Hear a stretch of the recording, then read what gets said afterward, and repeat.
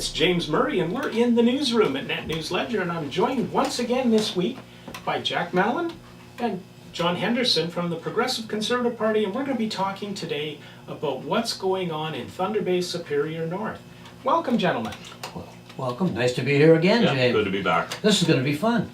Now, Thunder Bay Superior North has Derek Parks, the nominated candidate. We have Michael Gravel. And the NDP have a nominated candidate, and we still haven't heard anything about the Green Party. But what's happening with the Progressive Conservatives in Thunder Bay Superior North? Jack? Why don't we start with John? He's the past president of the riding. He's up to speed on what's going on. All right. Yeah. First of all, we spent almost 9 months trying to get the best candidate possible. And we interviewed dozens of people that expressed an interest. In the end, the timing was right for Derek Parks, who has experience from running the last time. And Derek has really impressed me over the last year, having been president, with his work ethic and the smarts in his work. People who he's been talking to, the money that he's been raising, the memberships that he's been selling. So I feel very confident in his ability, and he has a real heart. He has the type of drive that we need, and he's not afraid to stand up for what he believes in, and I think we've been missing a lot of that. Now, one of the things that happens politically, of course, you know, you talk about selling memberships and raising a riding association. So a good-sized riding association usually means electoral success. Are you comfortable with the numbers you've got and the party members here in the riding? You know, I'm debating whether to say yes. If I say that, No, I'm going to say no. We're at the beginning. Yeah, right? we need more and more people to win, and we need more and more people to become engaged so that they learn about the Conservative Party, the Progressive Conservative Party provincially. And, you know, the misinformation or the plain lack of knowledge. And I'll give you an example. I knew nothing about Doug Ford other than what I read in the paper, and I was really concerned. Now I've started to learn, and I really like the guy. Do you know that when he was a city councillor, his salary for city council in Toronto was about $100,000. He donated all that money to charity because he felt he was making enough money through his company. He was famous for giving out money on the street to homeless people.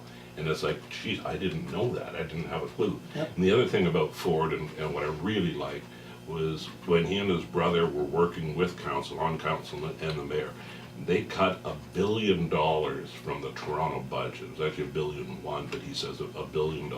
And they did that without letting anybody go. Nobody lost their job, but they were able to take the city of Toronto, which was sort of like a microcosm of Ontario, and trim the fat. So I feel very comfortable that we have the right person, even out of the 4 candidates, that can get Ontario back on track so that it's attractive to business and it's attractive to the people that live here, as opposed to the mess that the Wynn Liberals have got us into. Jack, you got a tough job now. You got to follow up on John. You know what? I wanted John to do that because he's been the past president, so he's been on the ground. I'm just. They call me a senior advisor now. I've been around for so many years. Yeah. But anyway, I worry very, very much, James, about all my family is here, all my grandchildren here. I worry about Thunder Bay and Northern Ontario.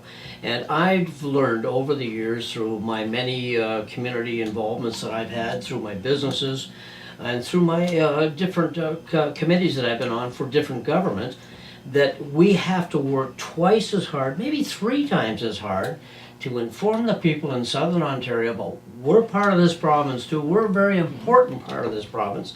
And that's what motivates me, because I worry about the future for my family going forward. But I wanted to also pick up on the fact we are at day 1 of winning this election. Have we got enough votes? No. We've got to educate people, and as John said, we're saying, look at our sites. I just telling John, I just spent this, because Doug Ford's brand new to all of us up here in Northern Ontario.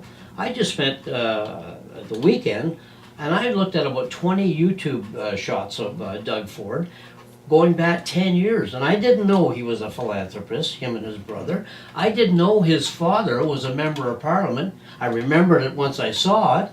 Their dad was with Mike and Harris, right? And as a member of parliament. I know other people know that. They've been supporting the charity down there in Southern Ontario. I mean, they are so popular down there, and their best friends were Jim Flaherty and Christine Elliott, for God's sakes. So they've been around a long time, and I saw all these interviews that I watched. Doug every time they tried to bait him, well, what about your brother was this, and what about this, and what about...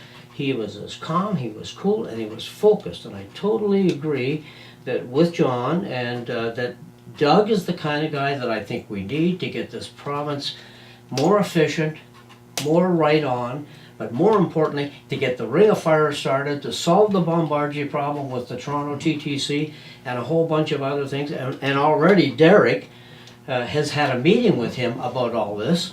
And I know that Mo Kamuzi on the other side, and I'm sure Brandon have already talked, because we want to get a piece of this action. We have to get our message. So we're asking the people in Thunder Bay, take a look at the Conservatives this time. And I got to say something. I'm a good friend of Mike's, and I'm a good friend of Billy's. And they've worked very, very hard. There's no question about that. But they're working, their policies that they're following are not the policies that we're trying to promote and offer going forward to get us back as a have province as opposed to a have not province. It's James of NetNewsLedger. We've been talking Conservative politics here in Ontario with Jack Mallon and John Henderson. We're going to be doing this right up through to election time as well. We're going to be bringing the candidates in. So if you're looking for a place where we're going to be talking politics in Thunder Bay, welcome to the newsroom. This is James with NetNewsLedger. Thanks, James. Thank you.